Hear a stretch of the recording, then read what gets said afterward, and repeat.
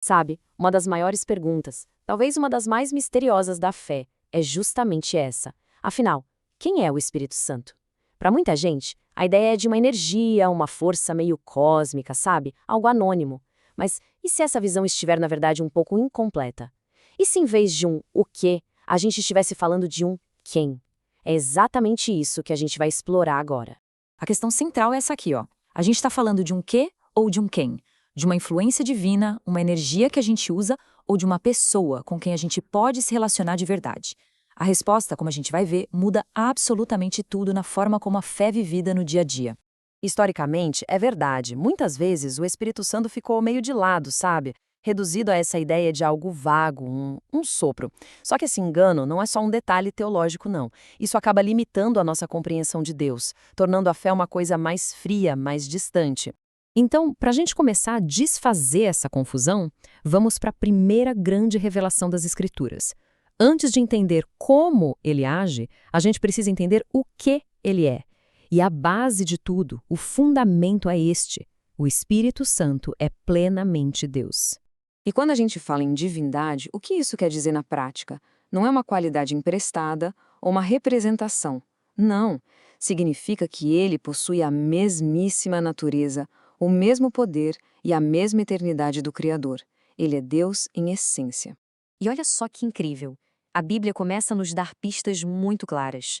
Ela atribui ao Espírito Santo características que pertencem somente a Deus. Por exemplo, ele é chamado de eterno. Nenhuma criatura é eterna. Ele está em todo lugar ao mesmo tempo, ou seja, onipresente. Ele conhece tudo, até os pensamentos mais profundos de Deus, o que o faz onisciente. E o mais impressionante, ele tem o poder de criar vida e de ressuscitar. Isso é a marca da onipotência. Esses atributos não são de uma mera força, são a assinatura do próprio Deus. E olha, essa não é uma ideia nova, inventada agora. Desde os primeiros séculos, a Igreja cristã confessou essa verdade. O famoso credo niceno-constantinopolitano afirma com todas as letras que o Espírito Santo é Senhor e que ele é digno da mesma adoração e glória que o Pai e o Filho. Ou seja, é uma convicção fundamental, histórica. Ok, então já estabelecemos. Ele é Deus, mas agora a gente vai um passo além, para uma segunda revelação que é, talvez, a mais transformadora de todas. O Espírito Santo não é apenas um conceito divino. Ele é uma pessoa. E isso muda a nossa relação com ele de uma ideia teológica para uma amizade real. E essa comparação aqui ilustra a diferença de um jeito brilhante. Uma força é algo que se usa, né? É passiva, não tem vontade própria. Mas uma pessoa pensa, sente, se relaciona, faz escolhas.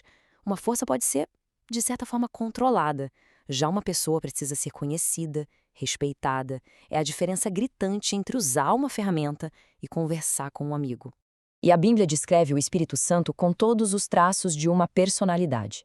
Primeiro, ele tem uma mente que sabe, que investiga as profundezas de Deus e nos ensina. Segundo, ele tem emoções, tanto que a Escritura nos adverte para não entristecer o Espírito. E terceiro, que é crucial, ele tem uma vontade própria, decidindo soberanamente como agir e a quem capacitar. Mente, emoção e vontade. Isso define uma pessoa. Certo.